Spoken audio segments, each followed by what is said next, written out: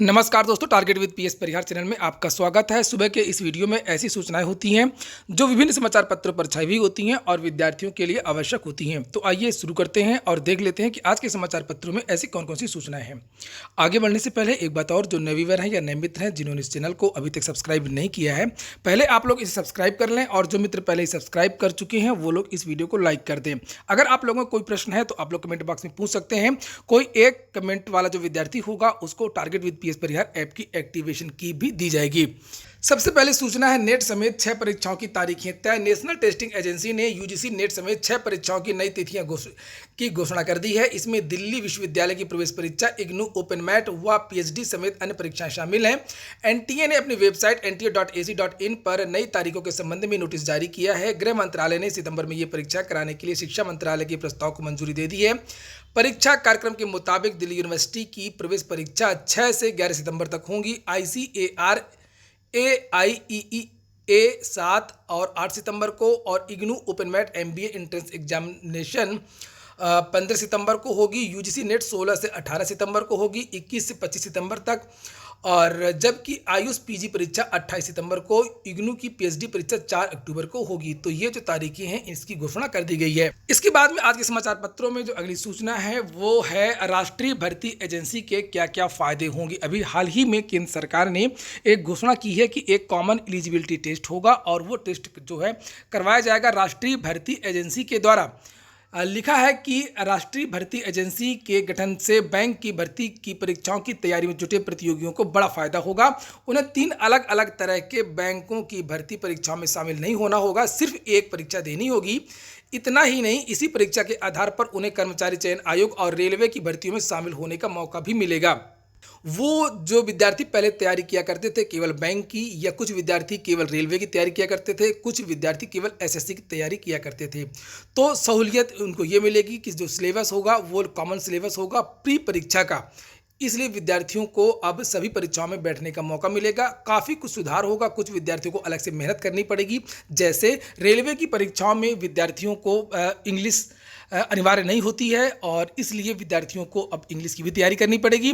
अगर बैंक की बात करें तो बैंकों में समान अध्ययन कम आता है, तो इसलिए विद्यार्थियों को अब समान अध्ययन की भी तैयारी करनी होगी। सिलेबस भी बदल जाएगा और अभी सिलेबस की पूरी तरीके से जानकारी तो नहीं मिली है, क्योंकि जब कॉमन परीक्षा हो रही है तो सिलेबस भी कॉमन ही होगा।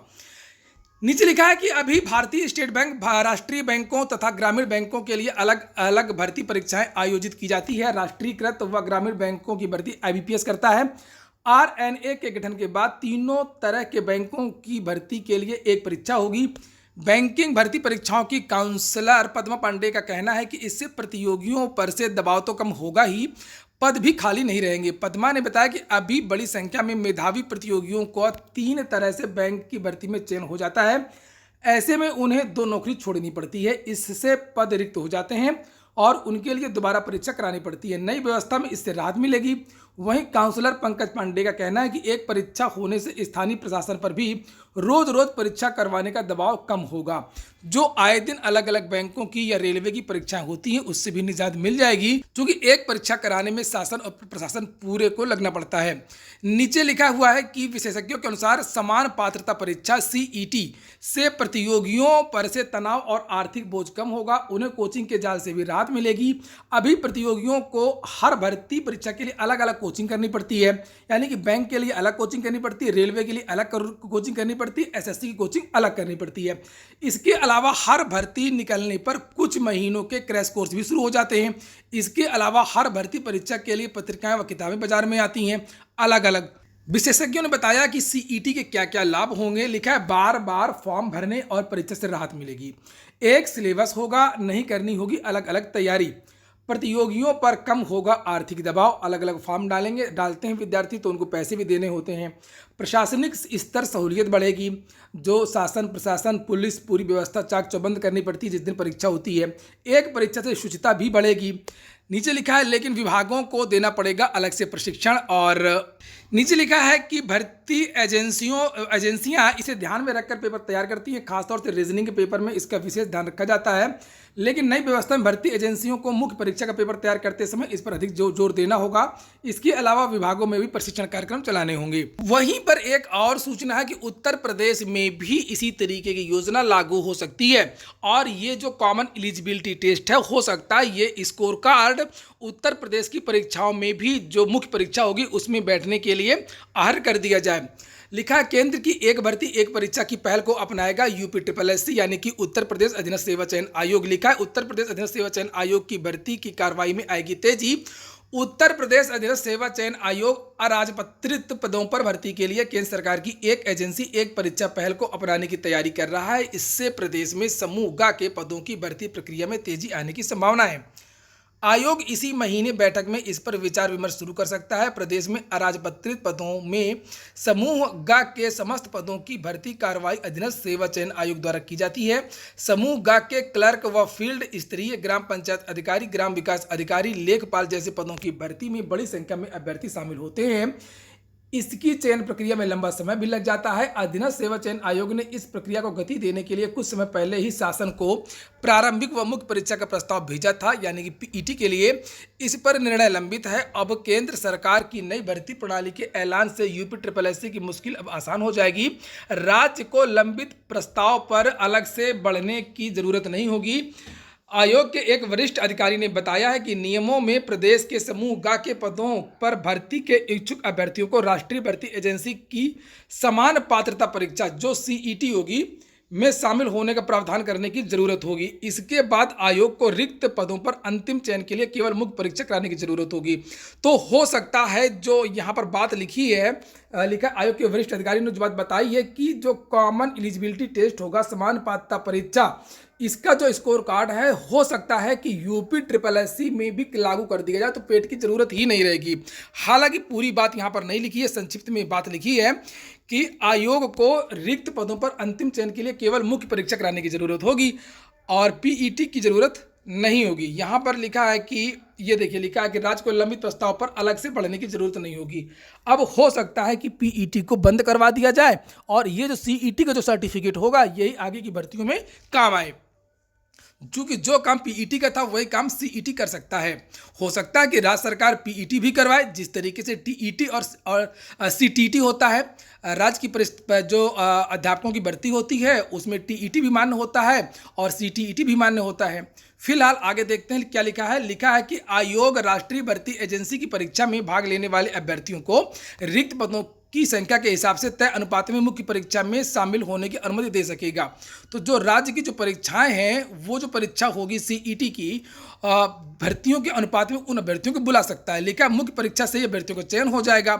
इससे आयोग भर्ती की कार्रवाई में तेजी से आगे बढ़ सकेगा। अभ्यर्थियों को यह भी आसानी होगी कि उन्हें प्रारंभिक परीक्षा अपने जिले में ही देने का मौका मिलेगा।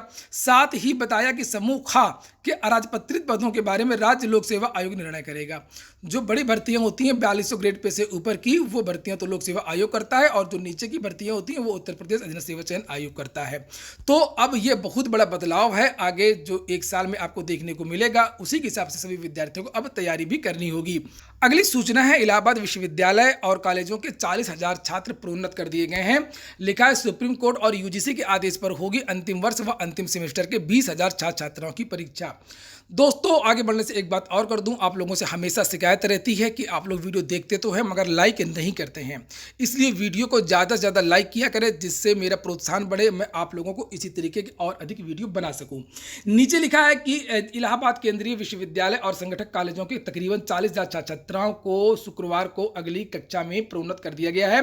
इलाहाबाद विश्वविद्यालय प्रशासन ने इसकी आधिकारिक घोषणा कर दी है। स्नातक अंतिम वर्ष और परा स्नातक व विधि अंतिम सेमेस्टर के करीब 20,000 छात्र छात्राओं को परीक्षा सुप्रीम कोर्ट और विश्वविद्यालय अनुदान आयोग के आदेश पर कराई जाएगी।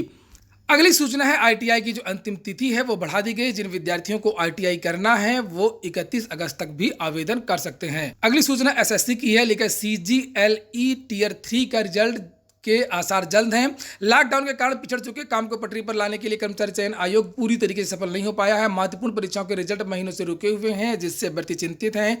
CGLE कंबाइंड ग्रेजुएट लेवल परीक्षा 2018 टीयर 3 के अभ्यर्थियों को दिलासा देने के लिए आयोग ने शुक्रवार को विज्ञप्ति जारी की है। अभ्यर्थियों को बताया कि उनके रिजल्ट का काम कोरोना संक्रमण के कारण प्रभावित था, लेकिन अब रिजल्ट का काम तेजी से चल रहा है। आयोग जल्द रिजल्ट तैयार करके उसे जारी कर देगा। CGLE 2018 टीयर 3 की परीक्षा देश के विभिन्न केंद्रों में 29 दिसंबर 2019 को आयोजित की गई थी। इसके रिजल्ट जारी करने की तारीख 8 जून प्रस्तावित थी। इसके अलावा जूनियर इंजीनियर 2018 पेपर 2 का सितंबर व multitasking non technical staff 2019 paper 2 का रिजल्ट अक्टूबर में प्रस्तावित है। अगली सूचना है बनारस हिंदू विश्वविद्यालय BHU प्रवेश परीक्षा की तैयारियां पूरी। जिलाधिकारियों को कुलपति ने भेज दिया पत्र। BHU में स्नातक और स्नातकोत्तर में दाखिले के लिए 202 से अधिक शहरों में होने वाली प्रवेश परीक्षा की तैयारियां पूरी हो गई हैं। 24 अगस्त से शुरू हो रही परीक्षा में कोरोना संक्रमण के लिहाज से सोशल डिस्टेंसिंग, सैनिटाइजेशन आदि पर विशेष जोर दिया जा रहा है। हर शिफ्ट की परीक्षा के बाद केंद्रों पर सैनिटाइजेशन करवाया जाएगा। परीक्षा के सफल संचालन के लिए कुलपति की ओर से सभी जिलाधिकारियों को भी पत्र लिखा जा चुका है। अगली सूचना है असिस्टेंट प्रोफेसर के लिए काउंसलिंग 25 से 31 को परिणाम के साथ में नियुक्ति पत्र भी। प्रदेश के अशासकीय महाविद्यालयों में असिस्टेंट प्रोफेसर समाजशास्त्र के 273 पदों पर चयनित अभ्यर्थियों को 31 अगस्त को नियुक्ति पत्र जारी कर दिए जाएंगे। उच्च शिक्षा निदेशालय ने शुक्रवार को असिस्टेंट प्रोफेसर के चयनित अभ्यर्थियों के लिए ऑनलाइन काउंसलिंग का कार्यक्रम जारी कर दिया। काउंसलिंग 25 से 28 अगस्त तक होगी। निदेशालय की ओर से पहली बार मुख्य सूची के अभ्यर्थियों के साथ प्रतीक्षा सूची के अभ्यर्थियों को काउंसलिंग में शामिल किया गया है। काउंसलिंग से पूर्व निदेशालय ने 21 अगस्त तक अभ्यर्थियों से उनके संशोधित मोबाइल नंबर मांगे थे, ताकि काउंसलिंग व नियुक्ति प्रक्रिया से संबंधित सभी सूचना उनके मोबाइल नंबर पर SMS के माध्यम से प्रेषित की जा सके। अगली सूचना है JEE मेन और नीट की तारीखें नहीं बढ़ेंगी। सोशल मीडिया पर भारी विरोध के बावजूद संयुक्त प्रवेश परीक्षा JEE मेन और राष्ट्रीय पात्रता प्रवेश परीक्षा UG की जो तारीखें वो नहीं बढ़ेंगी। ये परीक्षाएं क्रमशः 1 से 6 सितंबर 13 सितंबर को होंगी। नेशनल टेस्टिंग एजेंसी ने इसके आयोजन की तैयारी कर ली है। अब वैसे मैं बता दूं कि कोई भी परीक्षा नहीं बढ़ने वाली है, चाहे वो लोक सेवा आयोग की परीक्षा हो, चाहे वो केंद्रीय कोई परीक्षा हो। मैंने पहले ही बता दिया था कि जब से देखा जा रहा था कि BED की प्रवेश परीक्षा अगर हो जाती है तो राज्य की सभी परीक्षाएं समय पर होंगी, और जितनी परीक्षाएं अब होनी है वो समय पर होंगी। कोरोना का संक्रमण जो है वो अब उसका डर नहीं रह गया है। संक्रमण तो लगातार बढ़ रहा है और वो इतनी जल्दी खत्म भी नहीं होने वाला है। वहीं पर जो अदालत है, हाईकोर्ट लिखा है। हाईकोर्ट में 24 से फिर शुरू होगी खुली अदालत में बहस। हाईकोर्ट में 24 अगस्त से वकील खुली अदालत में मुकदमा बहस कर सकेंगे। कोरोना संक्रमण के कारण यह प्रक्रिया बीच में रोक दी गई थी और सिर्फ वीडियो कॉन्फ्रेंसिंग से अति आवश्यक मुकदमों की ही सुनवाई हो रही थी। तो ठीक है दोस्तों, ये हो गया आज का वीडियो। अगर आपको अच्छा लगा हो तो लाइक अवश्य कर दे। अगर आपके कुछ प्रश्न हो तो कमेंट बॉक्स में प्रश्न पूछ सकते हैं, और कोई एक विद्यार्थी को target with PS Parihar app की एक्टिवेशन की उसकी email ID पर भेज दी जाएगी। पूरा वीडियो सुनने के लिए बहुत बहुत धन्यवाद।